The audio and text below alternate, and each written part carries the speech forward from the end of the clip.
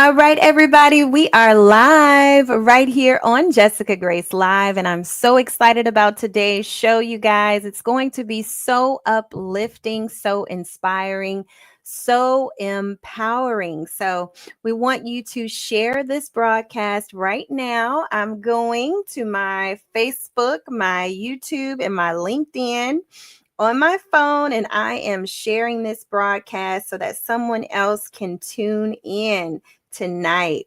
We're going to be talking about grief to grace, overcoming loss, and finding hope and grace after loss. So, you definitely want to tag a friend in the comment section. Let them know that we are live and we want to see them on the show.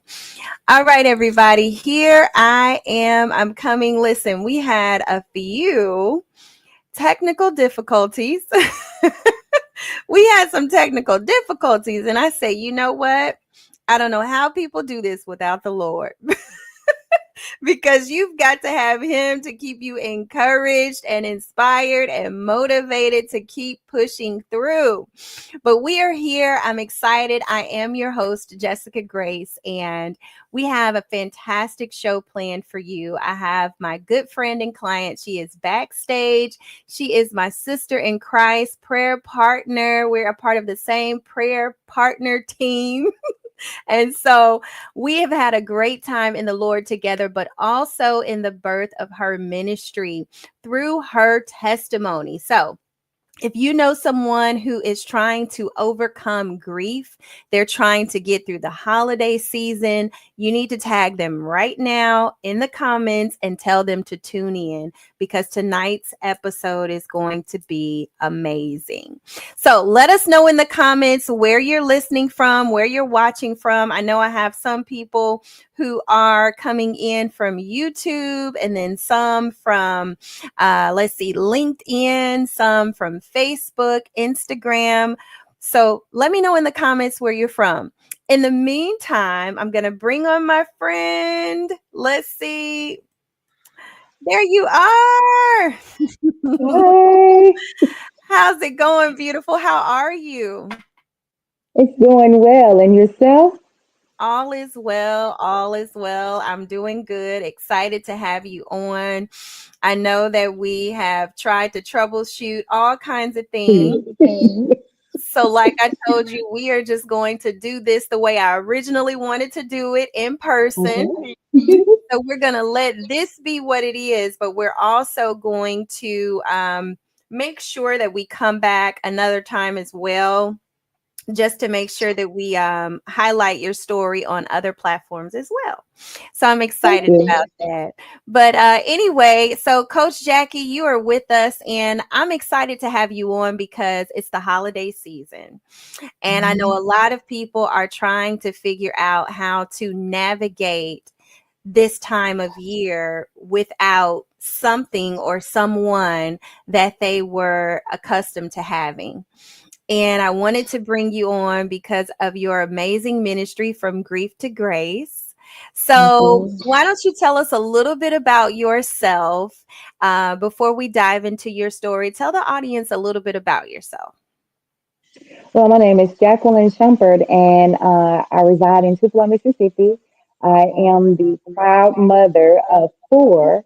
There is one that is deceased, but I had two daughters and two sons. And my husband and we have seven grandchildren together. And we are members of Temple of Compassion and Deliverance, where my husband serves on the deacon board, and I'm an elder in the ministry. And so, you recently felt led to bring forth a nonprofit, a ministry to help others who are overcoming grief. And that is from grief to grace, right? Absolutely. Um, once, when my son died, it was such a shock, and I just couldn't believe that the death was without a purpose. I Hmm. know that it happened, and God does all things well, but I knew that He had a purpose um, within that death, and it took some time for me to heal and get the healing going, so that I could begin to actually see what the purpose was. Right, right. Well, I love it. I love that you found a way to turn your pain into purpose. And we want to hear about just some of the things that you have learned throughout the last few years, overcoming grief, navigating a new season as a believer. Kind of take us back and kind of tell us, what do you feel was the most were the most challenging things to overcome after your son passed? I want to say that death is never an easy topic for anyone. That is, if it was sudden, or if someone was with a long term illness, or if it was tragic. Death is just not an easy subject for anyone to deal with or to talk about. It makes you feel all kinds of emotions, and most of the time, those emotions are uncomfortable for people. So that's not anything that you just want to talk about. Mhm. Um, Things that I know when my son died, um, the week of his death and leading up to the funeral, and maybe a week or two after, we had plenty of company. We had plenty encouragement. We had plenty of visitors. I mean, we had an abundance of love shown to us. But it was in the time after the funeral was over and he had been buried, and that the company started to go away. There was there no more. The check-ins got few, and all the way to there was none, that you have to come to grips and deal with that yourself. So here Mm. you are in silence and you're thinking, am I in a nightmare or am I going to wake up? And so you had to learn to process that this really happened. This is my reality. This will be our family's new norm, that we'll live the rest of our lives without making new memories with our son. So it was crippling, to say the least.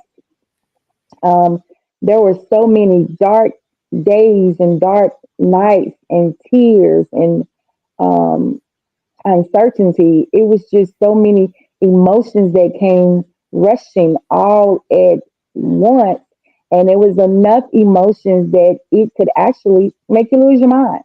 Because, for one thing, it's not a natural process to us as humans to bury our children. The children are supposed to bury the parents. That's like the natural thing that we've been accustomed to, but it doesn't always happen that way. So here we are, we're out of sync. So Mhm. you're out of balance. And you have to say, what can I do? Or how can I get some balance back in my life? And for me, that was clinging closer to my faith and to God. Um, During the women's conference we had a women's conference um, the middle of November, and I was to be the speaker on that Wednesday night. And my daughter Zoe surprised me with her introduction. And one of the things she said is that my mom didn't lose her mind. And she was able to say that because she heard me pray. And a lot of my prayers was, God, don't let me lose my mind. Mm. And she was able to hear that. Mm. And not only has she heard me say it, but Mm. she's a witness to my mom didn't lose her mind. Not because of anything of her own strength, but how I kept going back to God, and I Mm. kept relying on him and relying on his strength to take me from A to A and a half, not even to B, but to A and a half, and then on from A and a half to B, and then on and on and on. And still to this day, I rely solely on his strength to get me through the day, to get me through the week, to get me through the month, just to get me through all the time. Because with grief, the emotions are so tricky, they can sneak up on you at any time. You can Mhm. be laughing and having a good time, but then all of a sudden a memory will pop up. And Mhm. sometimes that memory can take you down a crying lane. Sometimes it can take you down an angry lane. Sometimes it can take you down a laughing lane. I mean, it just can take you either which way. But yes, it was through nothing but prayer and God that I was able to not lose my mind. Wow. So many things you said that just really touched me. First of all, your daughter, I love Zoe, my birthday twin. But just thinking about the fact that, that lets us know someone is always watching. Someone is Mhm. always watching us, and they're always Absolutely. watching to see if we're going to hold on to our testimony.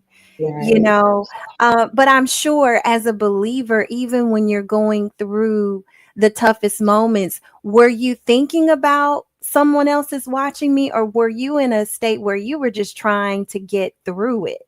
Where was your mindset at that time? No, I wasn't thinking about someone else was watching me. In fact, I was thinking, God, are you watching me? God, do you see me? Do you feel this is an absolutely like someone tore my heart out of my chest without giving me any sedation. Like I was just woke and they just tore my heart out of my chest. So, no, I wasn't aware of who was watching or if they were watching or could I possibly be somebody else's hope. That never crossed my mind because the pain was so severe. But what did cross my mind is that I wanted to have relief from this pain. And I wanted to have relief in the right way. So many times people seek relief. They just need a relief. They don't really mean to do, or they're not trying to become a mean person or a bad person or anything, but they're looking for relief. So if they're not strong enough or their faith is not intact, then they'll find relief in other things, drugs, sex, gambling, and in other people. So I was looking for relief and I just wanted to do it and have it done in the right way. And often I would pray, God, I don't know what you're doing. I don't know what you're doing to me, with me, and through me. But at this point, I have no other option.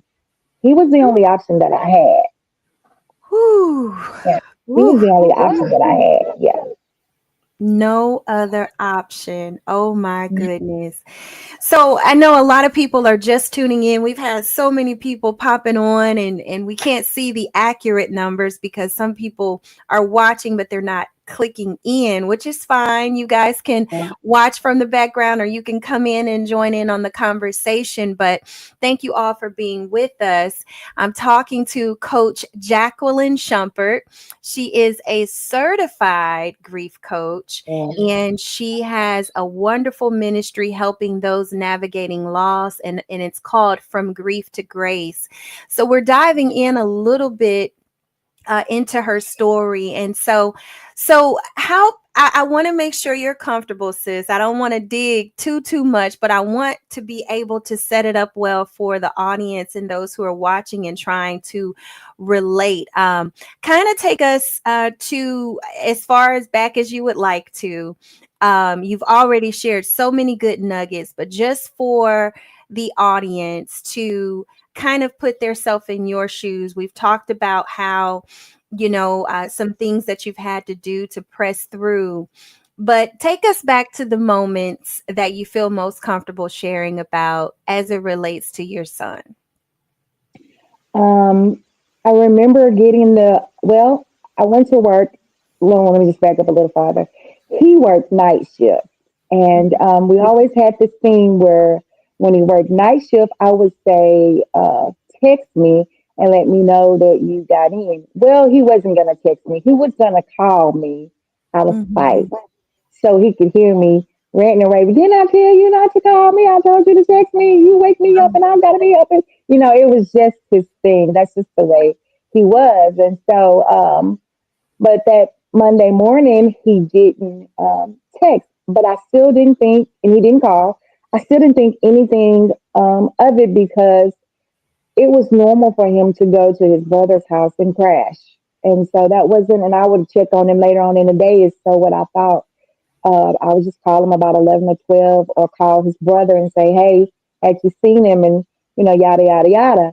Well, I went on to work, and as I went to work, I was in a meeting. I had a meeting that starts at 8 o'clock, and I didn't take my cell phone in the meeting with me. And when I got out of the meeting, instead of going straight back to my office, I chose to opt out and go talk to some more colleagues and stop in their office, have a little coffee, chit chat. I just was not, I was just distracted that morning and not going straight back to my office. And so by the time I got back to my office, I literally had over 50 missed calls from different family members and from the hospital. And so the first thing in my mind was like, something's wrong with my parents. Mm-hmm. Never did I think it would be anything with one of my children. It was either my mom or my dad. So that's the first thing that I got. I picked up the phone to call one of my sisters back, and ended up my husband buzzed in, and he had gotten a bunch of calls, and he was a truck driver over the road at the time, and he was on his route, and they were telling him to get back to his docking station and come back and go to the hospital because our son had been in a bad wreck. Is what they Mm-hmm. said. And so I said, in a wreck, and he said, yes, get to the hospital because I was closer working. And so I did that. I think I just slid down the stairs and went on to the hospital. And I got to the hospital and I met my second sister in the parking lot. Mm, And as I was going to the hospital, I had this sixth sense that something was wrong, that it was really bad. I did have that, but I didn't know that it was destructive. And so as I met my sister in the parking lot, she was full of tears because she had gotten the calls as well and gotten to the hospital before I got there. So when I got to the hospital and she was full of tears, I jumped out of the car. I honestly don't know how the car parked or where it parked. I just jumped out of the car and started running into the emergency room. And the coroner met me at the door, and she mm, asked me my name. And when she asked me my name, I took a deep breath. And the rest that she said, I was on the floor.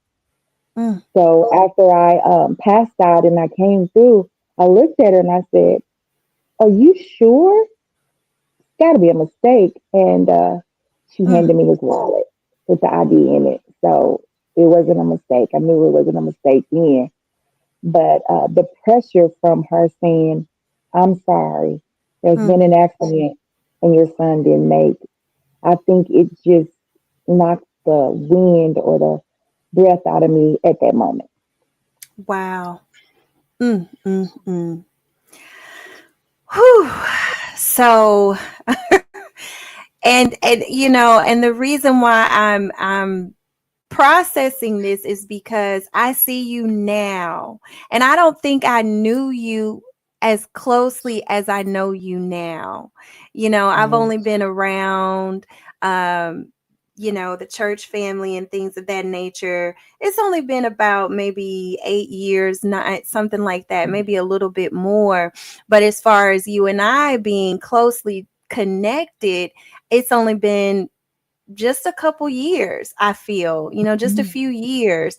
And so to Mhm. see the strength that you walk in now, you know what I mean? Compared to when I first met you, I know it's nobody but Yeah. God.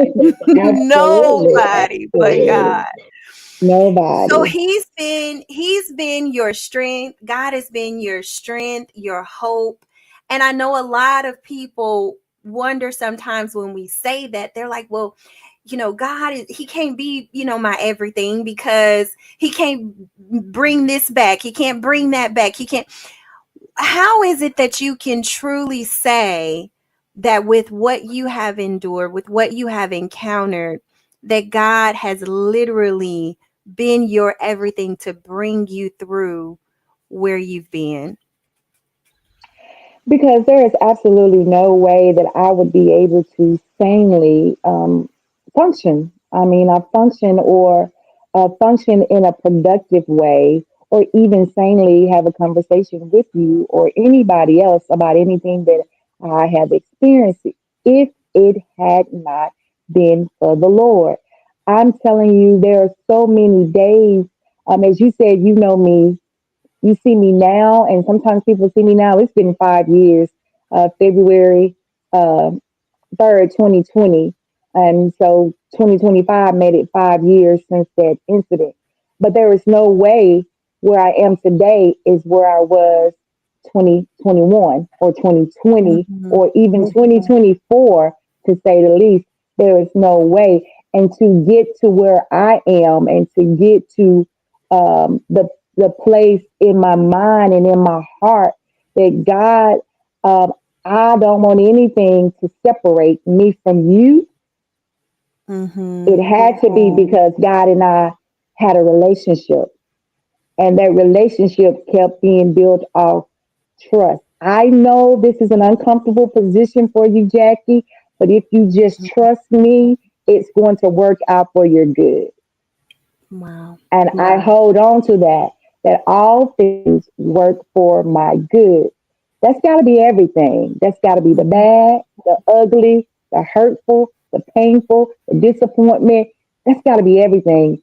It's going to work for my good. It's not working right then, but if I just hang on, there's a due time that it's going to Yes. work out.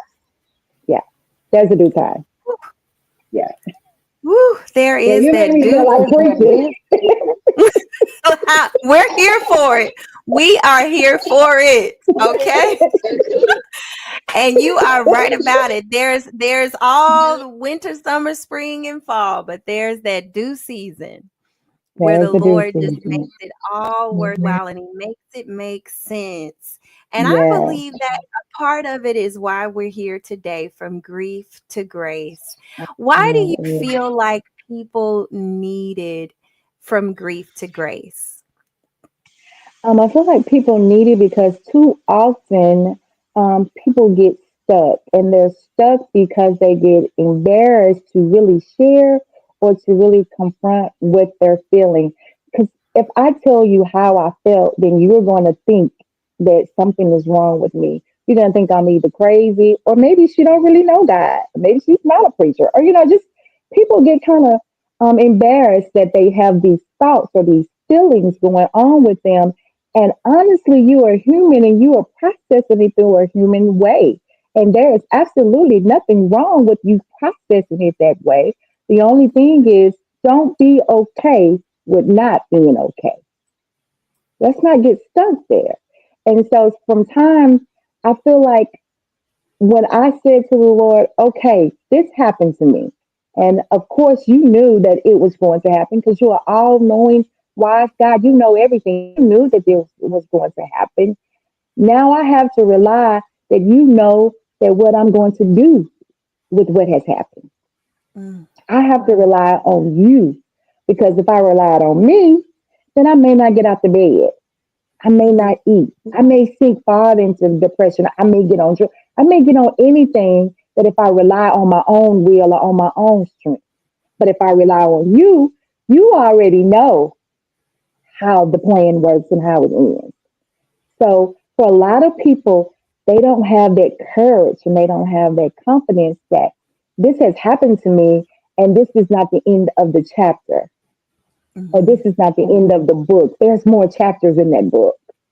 There's more Right. to you than just right here. There's more to you than just being stuck in your grief. That's so good and so true. I remember when my father passed in 2016, and so it'll be about 10 years, or it'll be 10 years next year.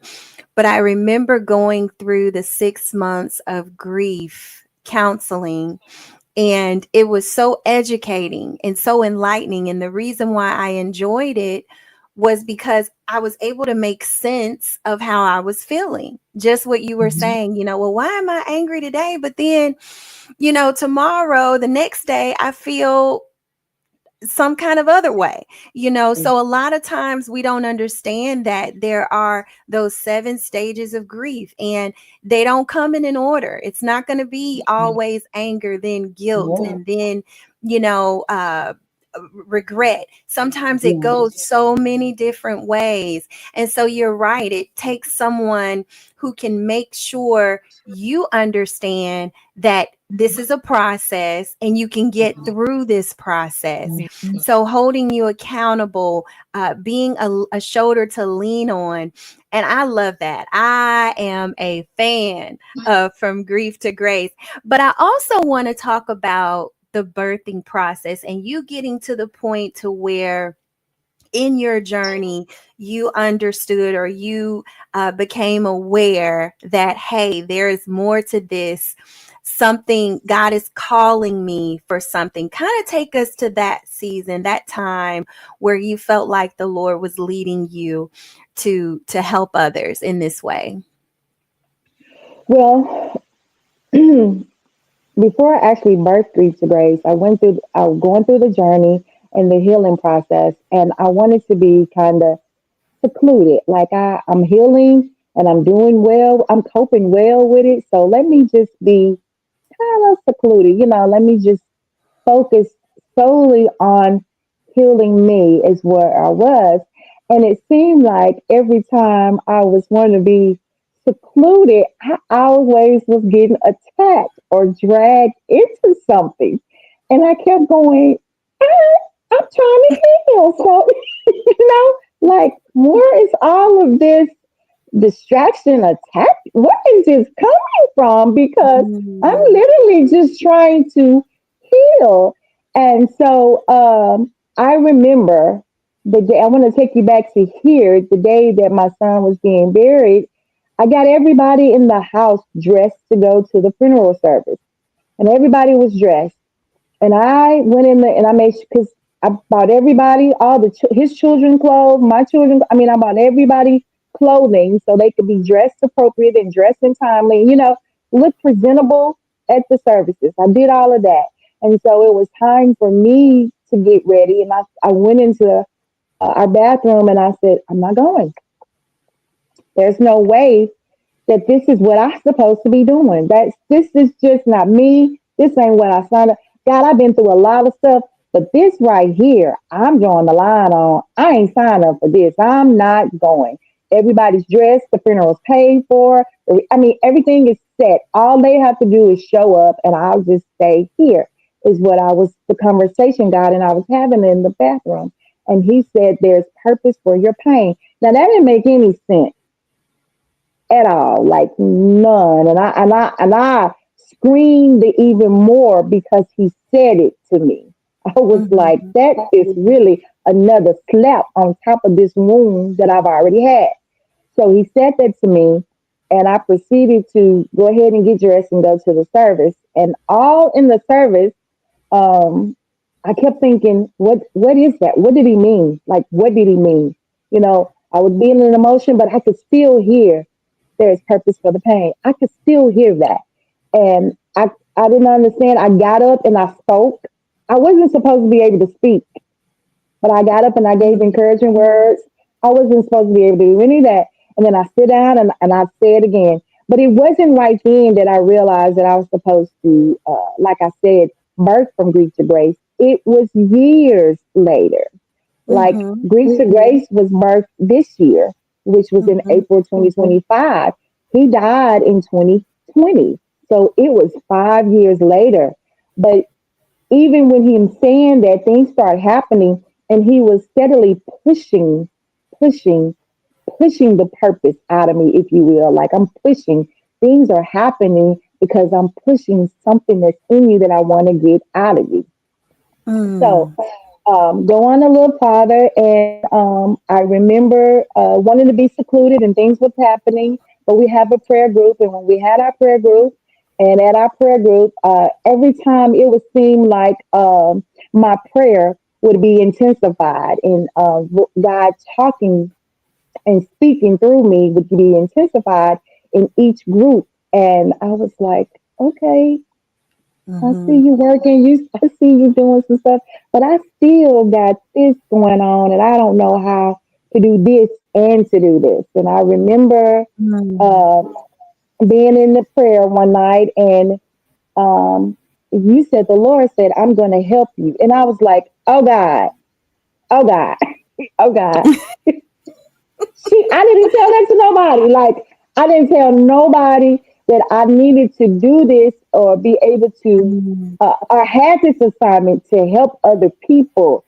In fact, prior to this, I had joined another Moms to Mom with another mhm, one, someone that I know. I joined on the back seat, and it was like the Lord was saying, that's fine. You're supposed to be supportive, and that's good, but that's not where I want, and that's not what I want for you.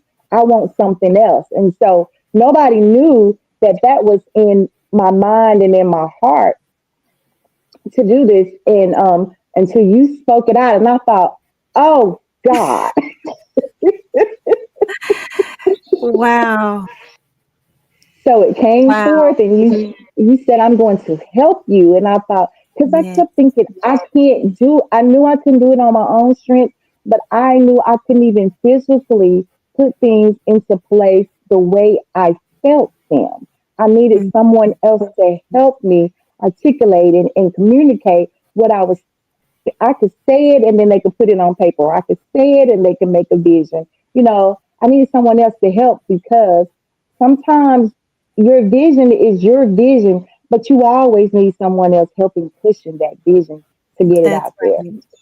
Right. You need a runner, as Mm-hmm. Rebecca says, write the vision so that them that read it can run with it. And you need someone who Absolutely. has been anointed and gifted by God for what you're Absolutely. doing. You know, you could have went to Absolutely. any other marketing agency, but if they're not anointed to help pull Right. out of you and also to see on you what God is saying, because that's all that was Absolutely. when we were in prayer. I was just obeying God and what I saw. And Lord, we Right. got to talk about this because you say you call it isolation, but the old saints call it a drawback spirit. The old saints call it a drawback spirit. Yes. And you were like, no, no. And I was like, yes, Mm-mm. yes, yes, you got this. You Yeah. got this. But let me ask you this, because I remember when we talked further at some point, you shared with me how you were already helping people. You were already a Absolutely. go-to Yeah. person. So, Yeah. just to help those who are listening, do you think that you subconsciously may have had um somewhat of a fear of stepping out in it completely because of just the level of surrender, or the level of commitment that it Yeah. was going to take to leave your own pain and your own self in order to open up fully to be available for others consistently? Do you think you were kind of battling with that a little bit? Of course I was because when you're in pain, when you're sick, you want to take care of yourself first. I'm not Mhm. saying don't take care of anybody else, but you're sick. Let me get myself first, and then I can take care of you. And so with grief to grace, I can't absolutely say that I'm getting myself first until I Mhm. put somebody else. And for me, it was stepping definitely into the unknown. Like this is not anything that I would have ever signed up for. Like if you this is somewhere this is not what I would have signed up for. But I did have a couple, like you said, I was helping people, and it was definitely pushing. There's a pushing again. Here it was. They were pushing me to actually help me birth. They were getting me ready to birth this thing. There were people that were calling me because they had, like I said, lost their Right. children. And I joined the mom to mom group, and in the mom to mom group, I was able to help some of the ladies that were in that group as well. Also, one of my good friends introduced me to another lady. Never seen her in my life. I don't even think that our path would have ever crossed if it hadn't have been for one of my good friends saying, "I need you to meet my friend." And she lost her son, and she lost her son. And so in that, I was able to just help her and talk to her. Because let me tell you, and listen, a lot of time listening, when people are in pain can be the biggest and the best blessing and thing that you can ever do for them. Mm-hmm. You don't have to share scriptures. You don't have to share what we have traditionally said. You don't have to share anything. You can just let me talk or let me cry. And so for this lady, I never ever seen her before. And the first thing I did when we finally got together was I hugged her. Mm. And when I hugged her, there was a sigh of relief. I could feel like, how you just like relief. And so she had a sigh of relief. And she shared with me that she had not talked to anyone about her son's death. And it probably was 6 months. And she hadn't talked to Mm-hmm. anyone. She didn't want to talk about it. She just didn't want to say it. It just literally uh, made her have a breakdown if she just said that he was deceased. Mm. So yeah, I was doing grief to grace before I was officially grief to grace, but it was all a part of the pushing to get the assignment out of Mm. me. Yes, it was. Yes, it was. And so you obeyed God. What would you say to those who are watching and they are struggling with obeying God because of how hard they feel their season is right now? I would say try it. Try me now and see. That's what Mm, I would say. Try me. Just try him. Try him and see. It's going to work out for you. But if you just try me, if you go in the store and you push the little thing, it says "try me." It's got a little button there. And you try, and it comes on, and it plays music. It works. So if you try me, it works.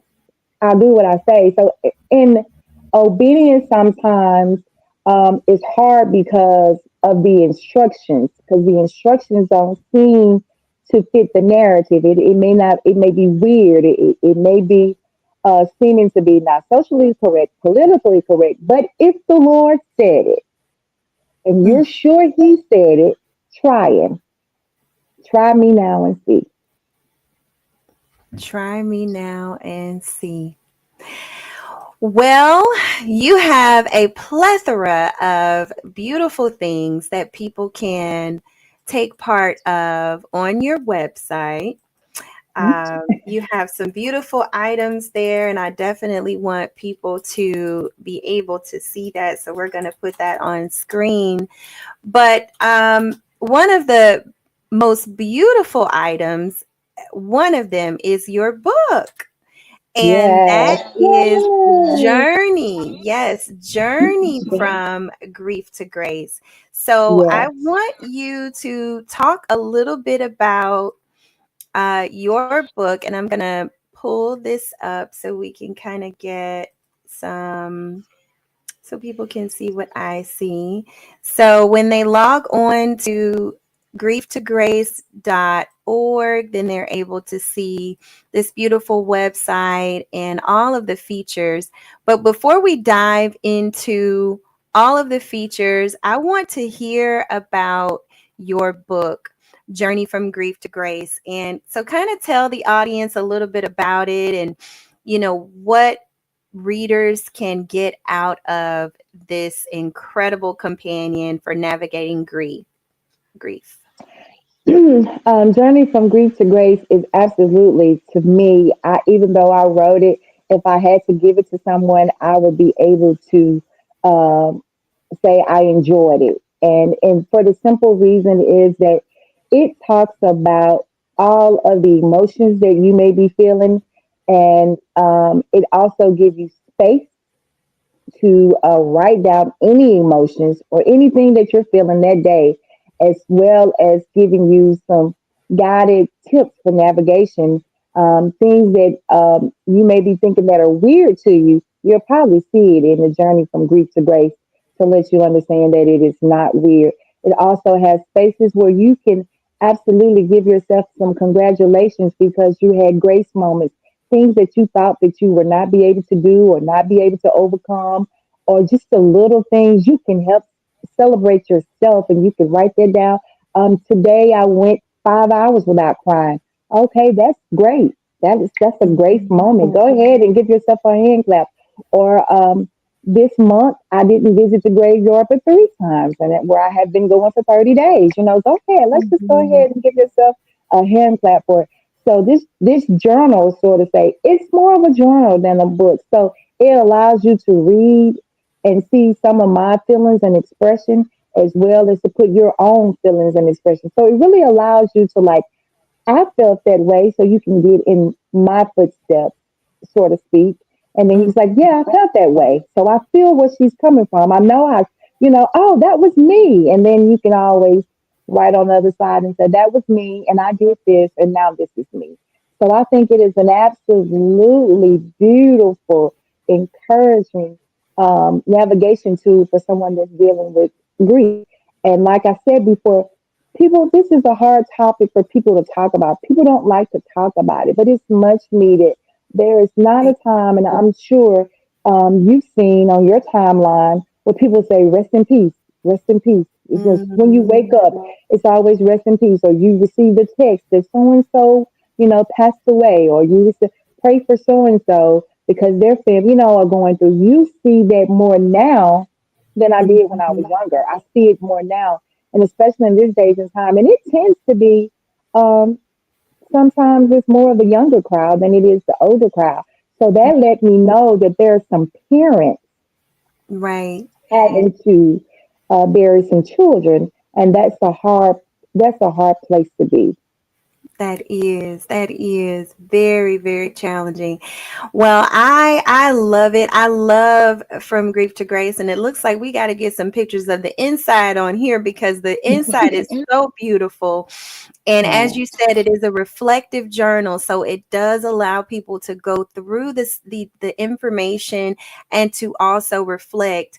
But your whole website, the way you envisioned it, having different areas for people to actually interact with the site, such as the grace moments, the testimonies of healing, and the memory wall, and the journey tools, and the grief conversations. It's incredible.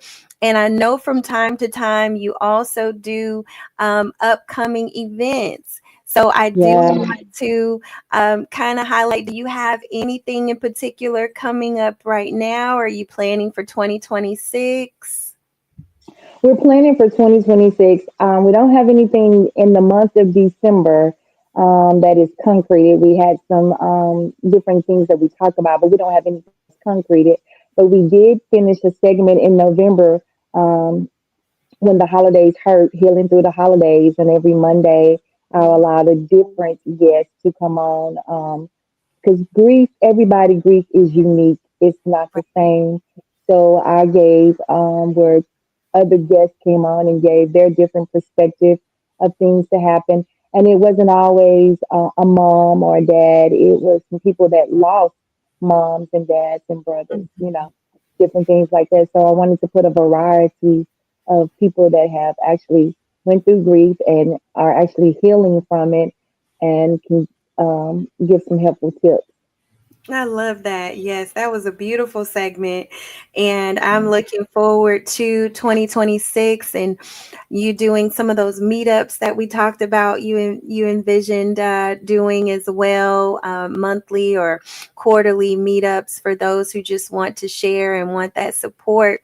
Well, Jackie, I know that so many people are proud of you. I know your family is proud, your husband and your daughters, and Yeah. and your son, and yes, and I just know that everybody, your mom, everyone is just so proud of how you chose to get through this season and how you're continuing to choose God. When you were speaking earlier, that's what came to me is that you have made the decision to go through this Mm, with God. And I think that's absolutely. the difference that everybody has to choose. You have to choose God. We can Yes. choose despair, we can choose depression, we can choose all of those things. But if we make the choice to choose God, we have so much Yes. strength to get through it. Are Absolutely. there any last words that you would like to share with our viewers? Anything else you'd like to share with them? One of the things that I say often in my book, and that is, it's okay not to be okay, but it's not okay to be stuck in not being okay. So I just want people to know it's okay if you're not okay, but you always have a lifeline or a rope that can get you some help if you need help. Amen. Amen. Well, thank you so Mhm. much, Coach Jackie. I love You're you. welcome. I love you too. Thank you so much. I'm excited. Yes, yes, so many great things to come. And like I said, we're going to have you back when we start doing our in person segments as well, because we just want people to get the fullness in every way possible of the incredible stories that I'm connected to. So I'm looking forward to that. Thank you again. Thank you. Have a great night. You too. All right, everybody. So it was such a blessing to have Coach Jackie on. Don't forget to go by her website. That's grieftograce.org. And I'm going to add it here so that you can check it out. And that way, so I'm dropping it in the comments. You guys can go by and check it out. Also, you can click right there, grief to grace, the number 2.org. So many powerful resources. And let me tell you, Coach Jackie is speaking. She is speaking for conferences. She has presented workshops. She's doing her one on one coaching, but she can also help your groups. If you have a women's group or a mom parents group or a youth group, any type of group, and you want to help them navigate their seasons of loss and grief, even through the holidays, I encourage you to look up Coach Jackie. I absolutely love her. And she is right. We were in a prayer group and I just felt the Holy Spirit. I said, wait a minute, something is brewing. And sure enough, it was the Lord unctioning me to let her know, hey, you do not have to birth this ministry alone. So I got with my team at It's J Media and we partnered to bring her ministry forward. And so she is speaking, and I want to say that because I'm like, hey, where we going? Where we going next? Where you speaking next? But she is just a willing vessel to share her testimony and encourage others. That's all it's about. Another thing I love about her, and I'll let y'all go, is she's not one of those me, see me. And as her brand strategy, I'm like, wait a minute, we need to do this. We need to put you here. We need to do this. She's just like, let me pray about that. And I'm like, God already said it's okay. But I love that she has a spirit of willingness to whatever the Lord is leading her to do. And so reaching out and connecting with Coach Jackie, you've got someone concerned about those that you are connected with. I appreciate you guys so much for being tuned in. It's been a great episode. We have so many things to come. If you want to partner with the show, partner with what we're doing, get advertisement for your business or anything like that, just inbox me. I'd be happy to connect with you and see how we can help you and push what you have going on. Until next time, I'll see you back here the same time, same place on Jessica Grace Live. Take care.